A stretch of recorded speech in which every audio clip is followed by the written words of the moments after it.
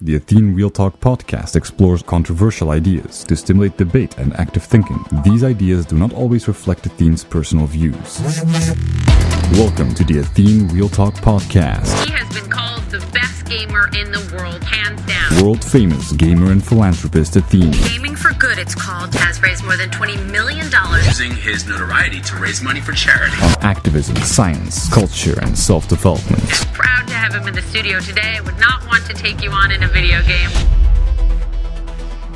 Do you think humans will be able to perceive anything fourth-dimensional, such as Tesseract Cube?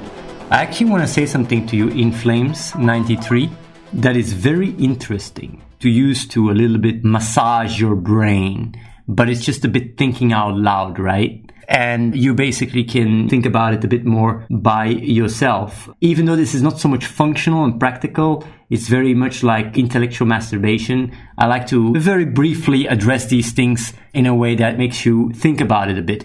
So basically, when it comes down to the universe, I always believe that everything has a logical answer. You can understand everything. And obviously, one of the biggest questions is, how did you have the Big Bang out of nothing, right? How come we exist?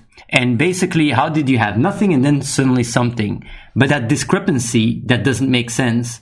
And that's why you have people believe in a creator and stuff, because if you had nothing and then something, you had to have someone that created it, so you start believing in God. But the thing is, though, there's another way of looking at things, and that is assuming that there was always everything, always. So infinity was always there is also an hypothesis that wouldn't require a creator, because if there was never something such as nothing, but there's always something and everything just exists, then the question you just have to answer, rather than how did you create something out of nothing, it is how did the universe that we experience right now emerge out of infinity where anything is possible. And basically the way I then try to understand that is with our understanding of current science. If we look at quantum mechanics, if we look at special and general relativity, if we look at the macro laws and the micro laws, we start seeing that when it comes down to macro laws, for example, like throwing an object or whatever, we can predict how the trajectories and stuff, things are a bit more deterministic. The moment we go smaller and smaller and smaller and we go into the quantum realm,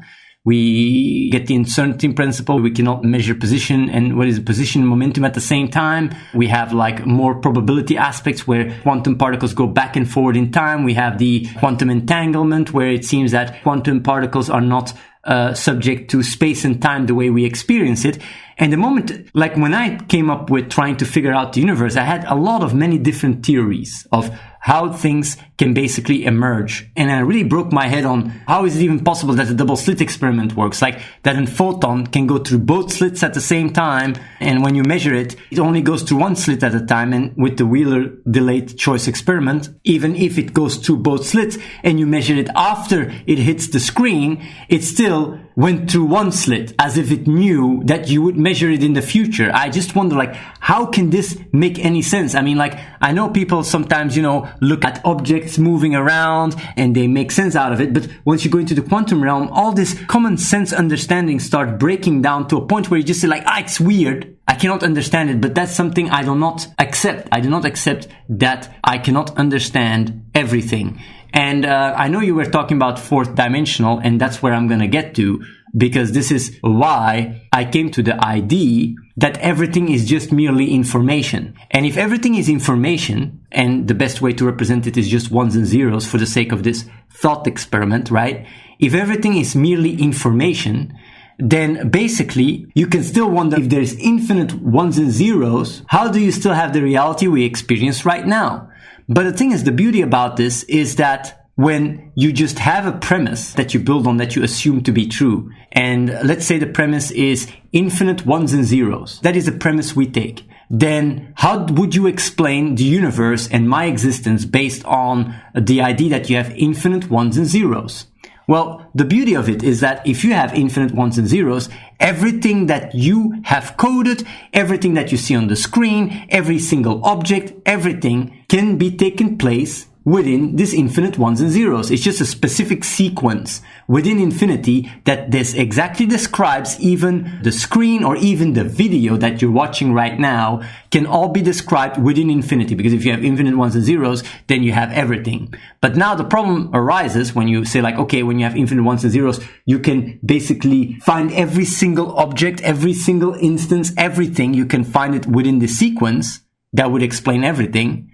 But why would we experience this consistent reality? Because if you have infinity, I would just assume intuitively that everything is chaos. But when you think more about it, everything doesn't have to be chaos when you have infinity, because if you would, for example, translate the spectral tiger, right, into a binary sequence, you can represent this card in many different ways. You can have the picture can be a JPEG, or the picture can be a BMP. Depending on how you save the picture, the image of this spectral tiger, the file can be bigger or smaller. So it can either consist more ones and zeros or less ones and zeros. And there is the answer to why we experience a consistent reality. Because if you as a person, right, would exist, then obviously you will express yourself in infinity in the version that you're more likely to express yourself. And even though you have infinite ones and zeros, you know that the amount of ones and zeros are 50-50%. And the amounts of 1 zeros and 1 ones are 25% each. So even if you have infinity and everything is possible, you would still say what is more likely will express itself more often than what is less likely. And therefore, when your existence expresses itself in its current form, the next version that can connect the previous experience of what you had right a moment before needs to be in the most optimal way compressed, because it's the most likely to express itself in infinity, which then brings about patterns and mathematical laws that would govern a consistent reality. So, to be more concrete, the reason why you experience consistency is because you can remember the past. But if you just look at your experience as an information package, then every single moment, your consciousness, your perfect configuration is a different file. But the beauty is that within infinity, the way you can experience an arrow of time, you can simulate that by having one file modify itself and always include the previous file. And you can also see it in, for example, the Fibonacci sequence. And I also think that's why we even see the Fibonacci sequence all over the nature, is because every expression always contains everything that has come before. And due to that almost inherent property of a timeline within infinity, you always have to repeat what has already happened, has to repeat itself within the next sequence. And that is how, within infinity, combining everything expressing itself in the most consistent package, and at the same time, every single moment having to consist of the previous moments to experience the illusion of time, you can basically generate consciousness the way we experience it. And you might still wonder, like, okay, that's actually quite interesting to think about, but that didn't answer my fourth dimension question. Yes, it did. Because what are dimensions? Dimensions are merely the way certain information expresses itself within a compression algorithm. The dimensions are merely the same compression algorithms as gravity or whatever we experience. It's just fundamental laws of physics that are merely compression algorithms. So, for example, a photon is zero-dimensional. It's very simple, doesn't require so much information. So when you want to save it, to put it that way, within infinity, the most optimal way of saving it is in a zero-dimensional framework. But now, if you add more photons to the sequence that expresses themselves, what happens is you start having one-dimensional expressions. Then you start having two-dimensional expressions, like a matrix.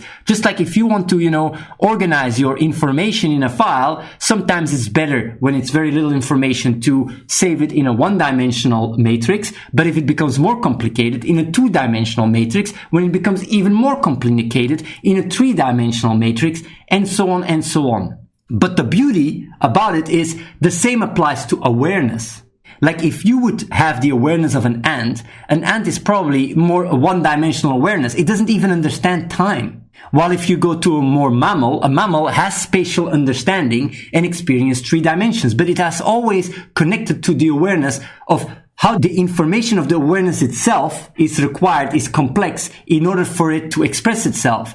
Because animals do not experience, or less, the fourth dimension, which is time. We are much more aware of the fourth dimension than a lot of other animals. So your question is not if we will be able to experience the fourth dimension, because we already experienced the fourth dimension, which is time. Your question is, would we experience a fifth dimension?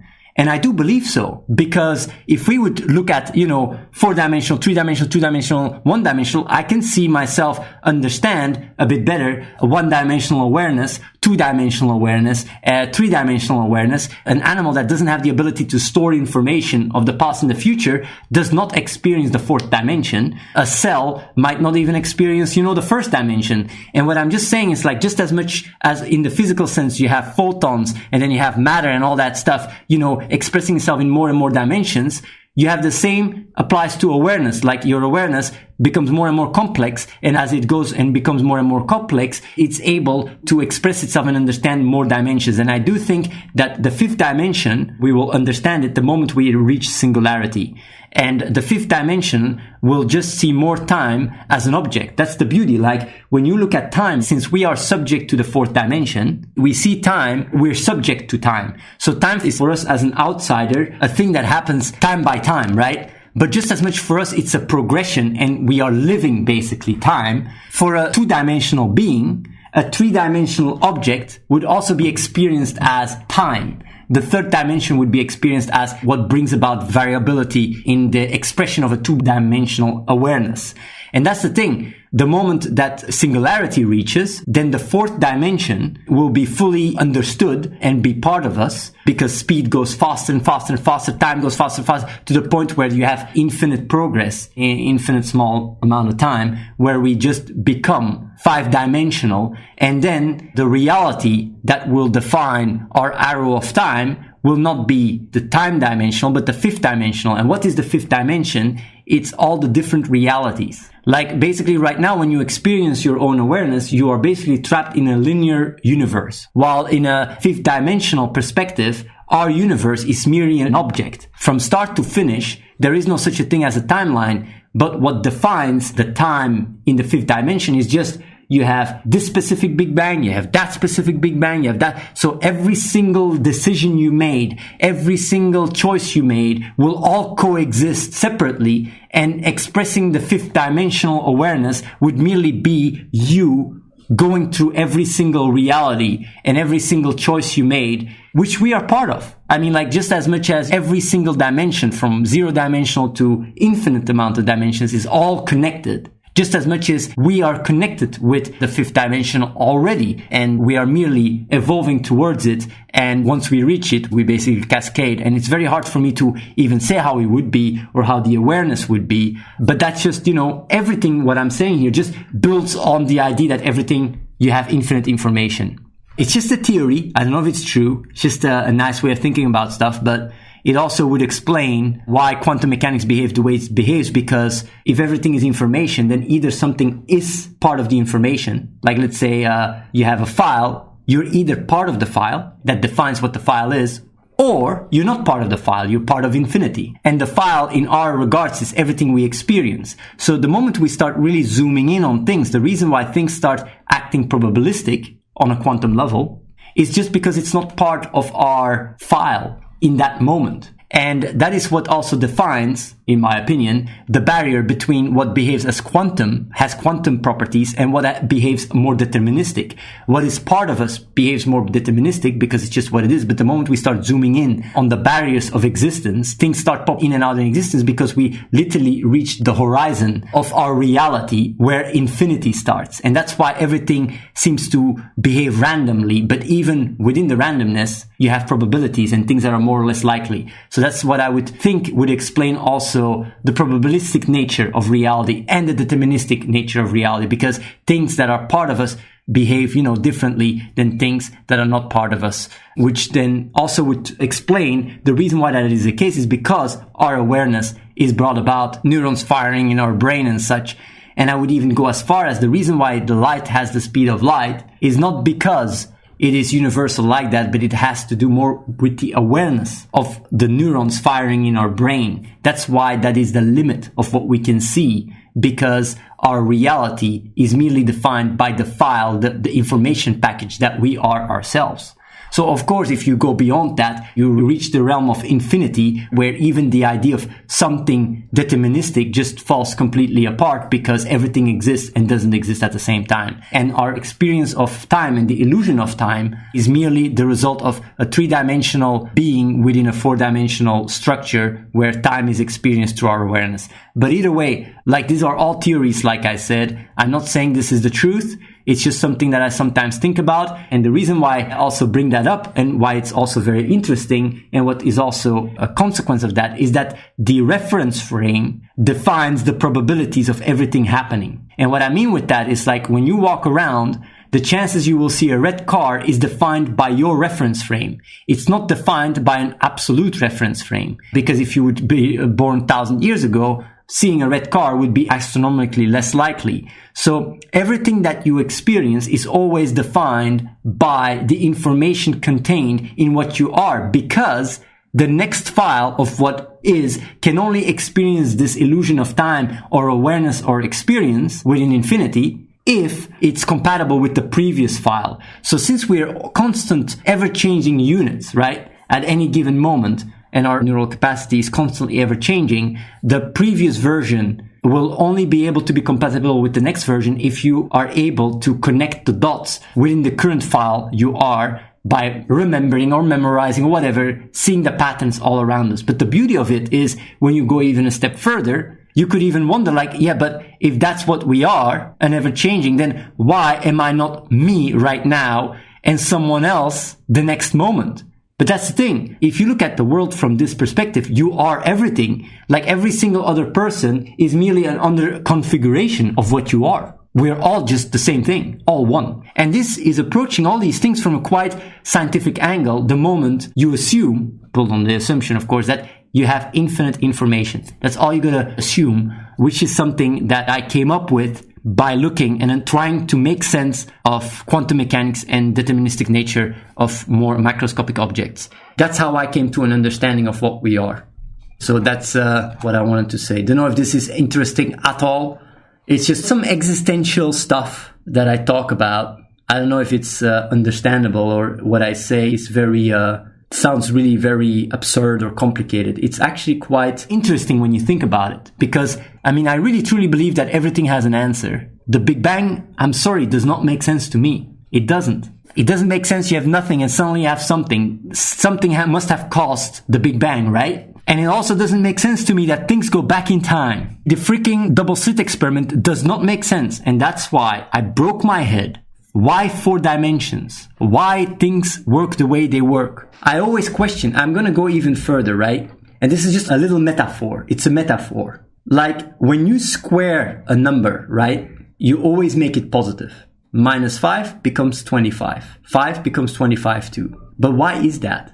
Like, we just assume, because in quantum mechanics, in the Schrödinger equation, y amplitude squared gives probability, right? When you square the amplitude, you get the probability. Why is that? Schrödinger just tried it and basically came up to that conclusion, and we just assume, yeah, the math just does the math and that's it, right? But the thing is, when I look at, okay, you square the amplitude and it gives a probability, I wonder, why is that the case? I mean, there is a reason why that is. It's not just out of nowhere, you square something and suddenly it gives a probability. There must be a reason. And the reason that I have is the following. It's just a theory. It's just some stupid idea. But the reason why I think when you square the amplitude, you get the probability is because within infinity, everything cancels itself out. That's why you have matter and antimatter. The reason why we cannot observe antimatter in the universe is because the present moment, the now, always cancels itself out. Basically, the total information, the information paradox. Well, you don't have the information paradox, but the information theory, right? Where the amount of information is constant everywhere, right? I do think that only applies within an arrow of time. But within the moment itself, everything cancels itself out. And as a result, when you have 1 and -1, how do you get the probability? Is by squaring it. It's just a thought. I don't know if it's true, but it's just like trying to understand everything, even in the most basic stuff, I think opens door in understanding that a lot of scientists miss out on. And that's why I think if I would go into science, I would discover a lot of stuff, because I question everything. I don't just even say 1 + 1 = 2. Why is that? I don't take it for granted. And even when they come with proof, it's still built on axioms. Why these axioms? Always why? Because it is these axioms, right, that made us think that time and space weren't variables. Because if you create time and space, x and y axis, you're already wrong, because when time changes, right, when the speed changes, y and x axis morph.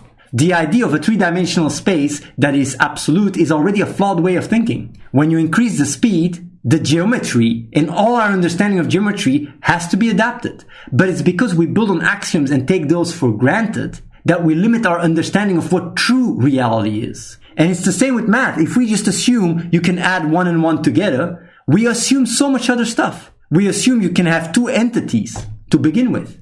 But what if everything just arises from a reference frame and you can't even talk about an entity disconnected, just like in quantum mechanics? Quantum entanglement, things are either part of each other or not. You cannot just split them because then they automatically become probabilistic. So if you just take 1 and 1, you basically, if you truly disconnect them from each other, they just start behaving probabilistic. But once you say 1 and 1 within a bigger framework where 1 and 1 are components of it, you're already taking for granted that this 1 and 1 takes place within the same dimensions. And that is already assuming things that make you not able to answer very fundamental questions.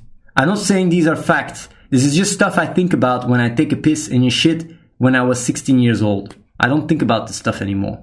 This is the stuff I thought about when I was a kid. I also went to professors to ask. One of the strongest questions I had when I was younger was whether time was quantized or not. So that means, like, can you keep zooming in time? And when you hit the Planck time, if you cannot go deeper. I was wondering. I went to a university, like, they just didn't know. They still don't know. But that's the shit that kept me busy, because I was always thinking, you know, is things probabilistic or deterministic? Is things probabilistic or deterministic? Because if time is quantized and space is quantized, then literally everything is information. Because you can zoom in to the 1 and the 0.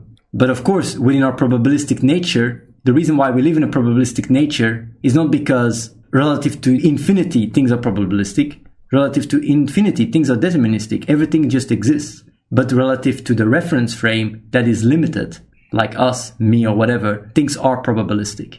And it makes also a lot of sense. Like, it just has to do with a system. You have an open system and you have a closed system. In a closed system, things are deterministic. In an open system, things are probabilistic. But the universe on itself is inherently an open system, in my opinion, because it is connected with other universes that have similar timelines. And that's why even when it comes down to the Schrödinger equation is deterministic when you take into account all the variables, because it describes the full wavelength in all its components. But the problem is, though, that if you have the many world interpretation, that you only experience a specific one because that's the one you experience. And I know you also have the Copenhagen interpretation where they think the wave collapses towards this universe and that's the only one. But I think it makes more sense, the many world interpretation, where we are just merely one expression and every single possibility coexists within the now. You can read about this stuff. It's very interesting. Oplick says, I don't think every possibility exists at the same time. I just think that quantum uncertainty can make it seem that way. I think that time and space doesn't exist and everything just exists within the now. It makes a lot more sense. Because you might say, like, yeah, I don't know whether everything exists. The only thing that you could say exists, which is not even certain, is the current moment now, which is connected to your experience. Everything else is built on that experience. And even the now of your experience is hard to pinpoint because the moment you even talk about it, it's already gone. So assuming anything existing, the closest you can get is the now. And even there, you start seeing that time and space are very arbitrary. What is the timeline within the now? I would say the now is a point, right? But our existence can't even take place in there. It makes a lot more sense that we're just information packages that are ever expanding within specific ways because they're more likely to occur within infinity, and that's it. I would really like to, and I might even do in the future if we grow a lot bigger and such, look into these things and turn it into math, because what I'm saying right now, while it's just some hypothesis, you can translate that into mathematics and see if you can predict certain things. Subscribe to youtube.com/AtheneWins. Watch the live stream at twitch.tv/AtheneLive and follow The Real Athene on Snapchat.